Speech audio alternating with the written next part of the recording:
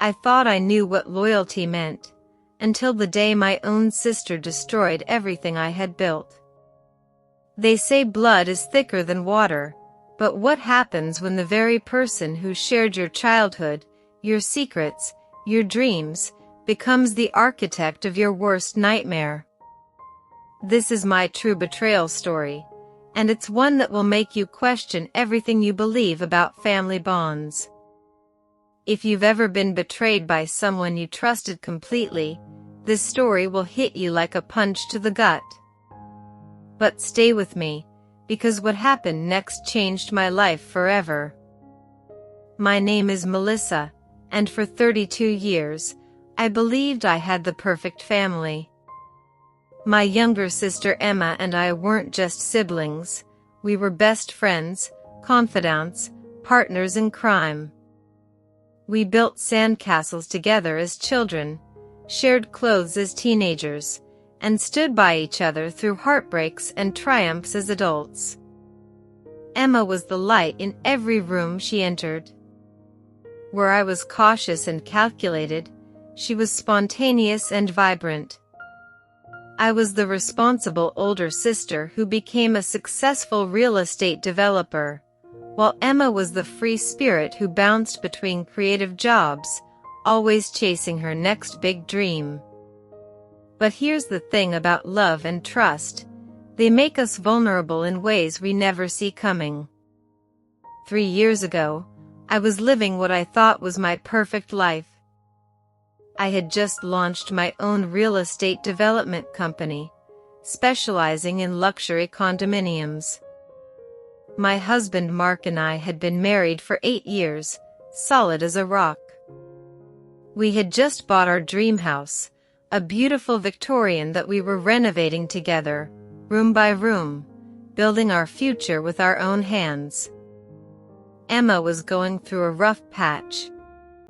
She'd just ended another relationship and was struggling to find her direction. So naturally, I did what any loving sister would do: I opened my doors and my heart. I gave her a place to stay, helped her get back on her feet, and eventually offered her a job at my company as my assistant and project coordinator. Those first few months were magical. Emma brought her creativity to my business, and I watched her flourish. We worked side by side every day, traveled to project sites together, shared lunches and dreams about the future. I was so proud. Finally, my little sister had found her calling. Mark adored Emma too. The three of us would spend evenings planning renovations, watching movies, talking about everything and nothing. Emma became not just my employee, but the third pillar of our little family. I felt complete, surrounded by the two people I loved most in the world. I should have seen the signs. I should have noticed the lingering glances, the inside jokes that suddenly excluded me, the way conversations would stop when I entered a room. But when you trust someone completely, you become blind to the very thing that will destroy you. The first crack in my perfect world came on a Tuesday morning in September. I was reviewing contracts in my home office when I noticed Emma's phone buzzing incessantly on the kitchen counter. She was in the shower, and the sound was driving me crazy. I glanced at the screen, not to snoop, but just to silence it. That's when I saw a text that made my blood run cold. Can't wait to hold you again tonight. Delete this message. The sender? My husband. My hands started shaking. There had to be an explanation. Maybe it was meant for me, sent to the wrong phone somehow. Maybe it was a joke. Maybe I was losing my mind. For the next 2 weeks, I became a detective in my own life. I started paying attention, really paying attention. I noticed how Emma would suddenly become busy with her phone whenever I was around. how she and Mark seemed to have developed their own language of glances and subtle smiles. How she'd volunteer to run errands that would take her out of the house for hours at a time. I started finding evidence everywhere, once I knew what to look for. Receipts from restaurants I'd never been to, charged to our joint credit card. Hotel reservations in the next town over, booked under Mark's name. Emma's work schedule had mysterious gaps that she explained away with meetings and site visits that I couldn't account for. The worst part wasn't the cheating itself, it was the elaborate web of lies they had constructed around me. They had turned my own life into a stage play where I was the only one who didn't know the script. I remember the exact moment I realized this wasn't just a betrayal. It was a systematic demolition of everything I held sacred. I was going through Emma's work files, looking for a contract, when I found a folder labeled New Business Venture. Inside were detailed plans to start a competing real estate company, using my client list, my business model, my trade secrets. She wasn't just sleeping with my husband, she was stealing my life's work. The documents showed months of preparation. They had been planning to leave together, taking my biggest clients with them. Emma had been copying files, photographing confidential documents, building relationships with my contractors and investors. She was going to destroy my business and run away with my husband, leaving me with nothing. But the cruelest discovery was yet to come. Hidden in that same folder was a handwritten letter from Emma to Mark, dated just 3 days after she moved into our home. It started with, "I can't believe how easy this is going to be. Melissa trusts me completely, she has no idea what's coming." They had planned this from the very beginning. My kindness, my love, my trust, it had all been a weapon turned against me. The confrontation came on a Friday night in October. I had spent the day in agony, clutching that letter like evidence of my own stupidity. Mark was supposed to be at a business dinner. Emma claimed she was meeting friends for drinks. But I knew better now. I drove to the hotel where I'd found the reservation records. My heart was pounding so hard I thought it might burst. Part of me hoped I was wrong, hoped I'd find empty rooms and innocent explanations. But a larger part of me needed to see the truth with my own eyes. The desk clerk confirmed what I already knew, room 237, registered to Mark Thompson and guest. I took the elevator up, each floor feeling like a descent into hell. At the door, I could hear laughter, Emma's distinctive giggle, the one that used to bring me joy, now cutting through me like broken glass. I used the spare key card I had found in Mark's wallet. The door opened to reveal my worst nightmare made real. There they were, my husband and my sister, tangled together in sheets that probably cost less than the trust they had shattered. The look on their faces when they saw me. I'll never forget it. Not shame, not remorse, just annoyance. Annoyance that I had disrupted their perfect little betrayal. Emma sat up, and instead of apologizing, instead of showing any hint of the sister I thought I knew, she looked me dead in the eye and said, "Well, now you know. We were going to tell you eventually."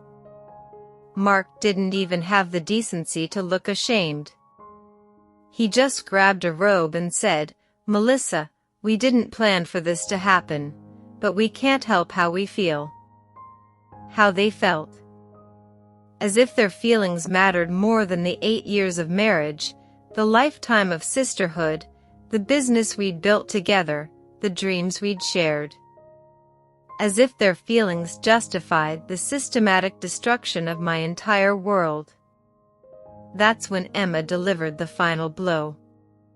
"You've always been so controlling, so uptight," she said.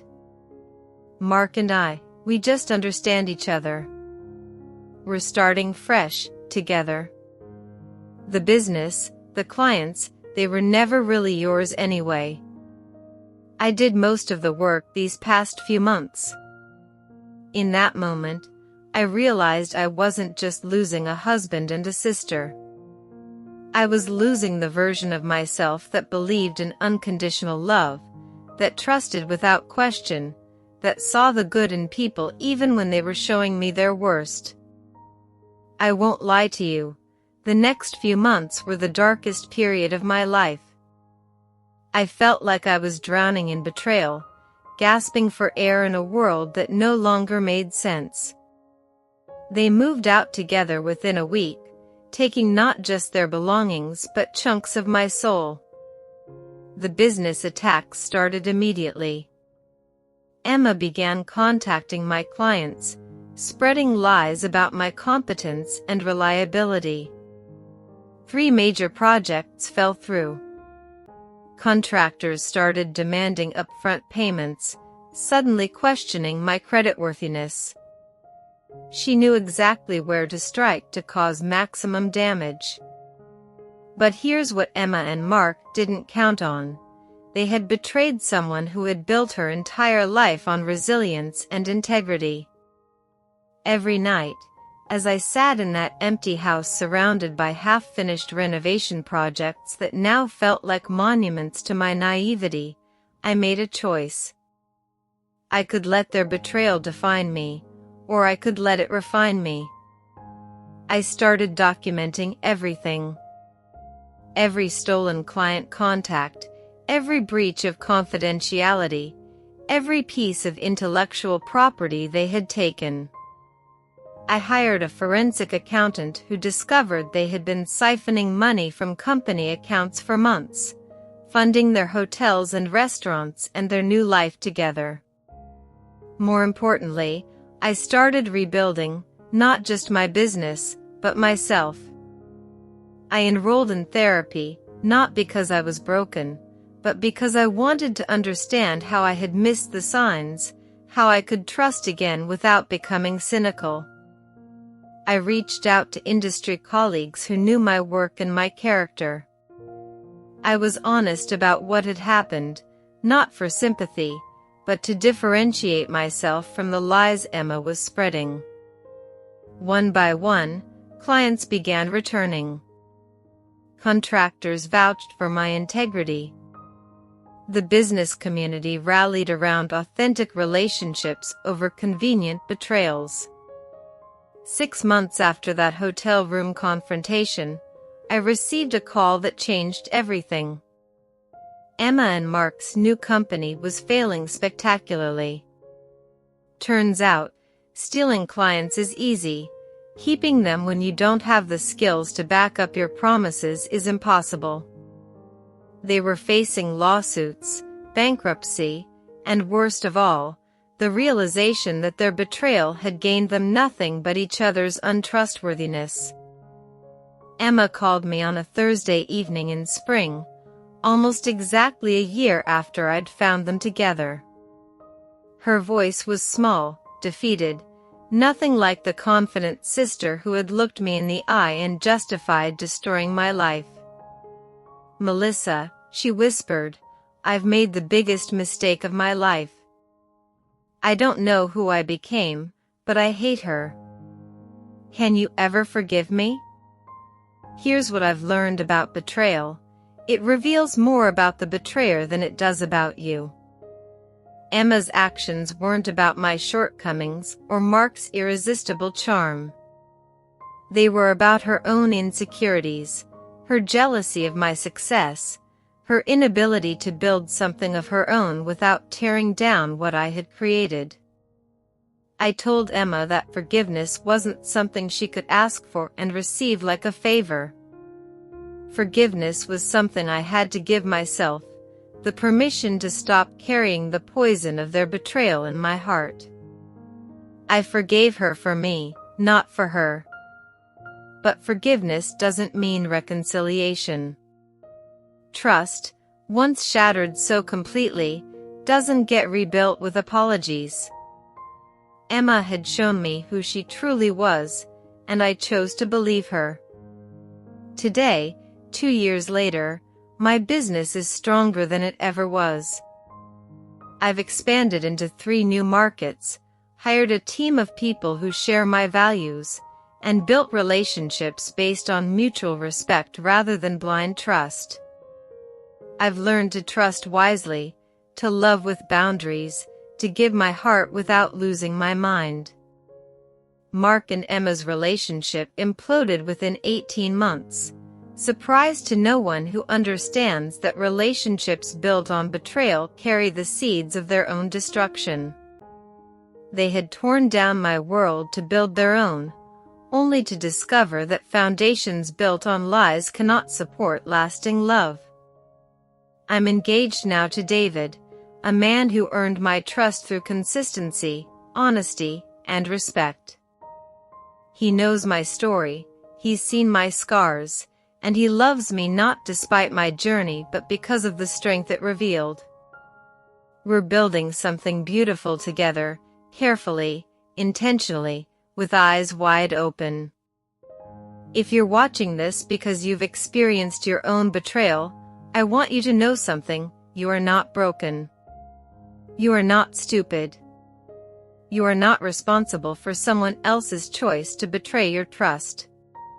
The betrayal that changed my life forever taught me that courage isn't the absence of pain, it's the decision to build something beautiful from the wreckage of what tried to destroy you. I've learned that the people who betray us often do so because they see something in us. They wish they had strength, integrity, the ability to love without reservation. Their betrayal is not evidence of our weakness, it's evidence of their inability to match our light. Your betrayal story doesn't end with their betrayal. It begins there. What you do next, how you choose to heal, how you choose to trust again, how you choose to rebuild, that's where your real story begins. Some betrayals come from strangers, some from friends, some from family. But the most important relationship you'll ever rebuild is the one with yourself. The trust that matters most is the trust in your own ability to survive, to thrive, to love again wisely. If this story resonated with you, please hit that subscribe button and ring the notification bell. Your support means everything to our community of survivors and thrivers. In the comments below, share your own story if you feel comfortable. Sometimes the most powerful healing comes from knowing you're not alone. What betrayal changed your life? How did you find your strength again? And remember, every betrayal is an invitation to become more discerning, more resilient, and more authentically yourself.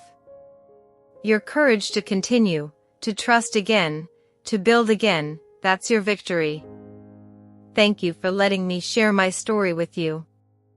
Until next time, keep choosing courage.